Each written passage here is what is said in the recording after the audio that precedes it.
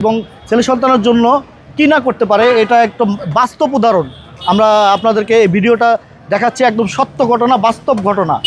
তো বোন, আপনি যে কথা বললেন, আপনার কথা শুনে আমি আপনার কাছে আমি আপনাকে কিছু টাকা দিচ্ছি। এটা আপনার জন্য না, আপনার ছেলে সন্তানের জন্য।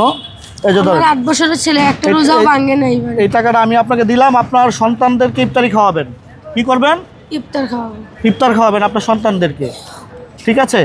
এখন আপনি বলেন, আপনার এই যে ব্যবসা আপনাকে কেন করতে হলো? আপনার স্বামী নেই? না, আমার স্বামী মারা গেছে। দ্বিতীয় কোনো বিয়ে হয়েছে আপনার? হ্যাঁ, বিয়ে হয়েছে, কিন্তু সে তো আমার সন্তানের দায়িত্ব নেয় না। সে আমার দায়িত্ব নিবে, আমার সন্তানের দায়িত্ব নেবে না।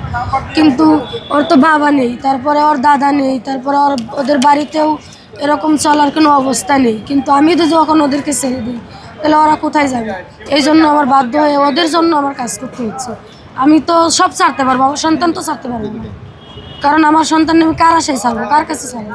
ওদের তো কেউ নাই, ওদের তো আমিই শুধু আছি। প্রথম স্বামী মারা যাওয়ার পরে যখন আপনি দ্বিতীয় বিয়ে বসলেন, সে কি জানতো যে আপনার দুটি সন্তান আছে? হ্যাঁ, সে জানছে। আমি তাকে সবই বলছি, আমার সন্তান আছে, আমার সন্তানরে মাইনা যদি আমাকে নিতে পারো তাহলে আমাকে তুমি নিলে আমি যাব, নাহলে আমি যাব না। কিন্তু তখন বলছে যে সে সব মাইনা নিব, কিন্তু এখন তো আর সেটা করতেছে না।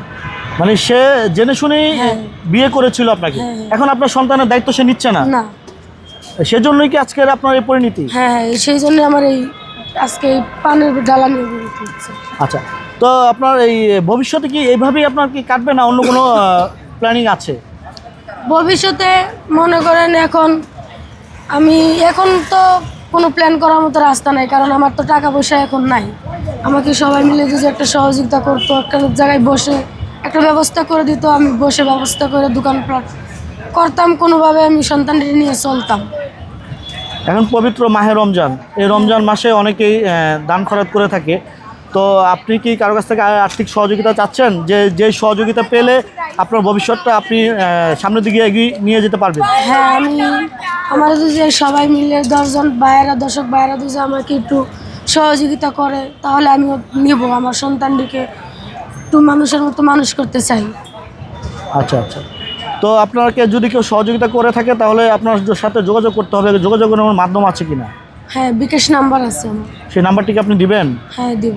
অনেকেই ফোন দিবে আপনাকে? হ্যাঁ, দেব। তারপর দিবেন? হ্যাঁ। আচ্ছা, তাহলে নাম্বারটি দিয়ে দেন। প্রিয় দর্শক, বোনটির নাম্বার, যেটি বিকাশ নাম্বার, এই নাম্বারটি দিয়ে দিচ্ছে। আপনারা বাজে প্রস্তাব দিবেন না। যদি কেউ আর্থিক সহযোগিতা করতে চান তাহলেই ফোন দিবেন, অযথায় একজন অসহায় বোনকে ফোন দিয়ে বিরক্ত করবেন না। তো আপনি নাম্বারটি বলে দেন।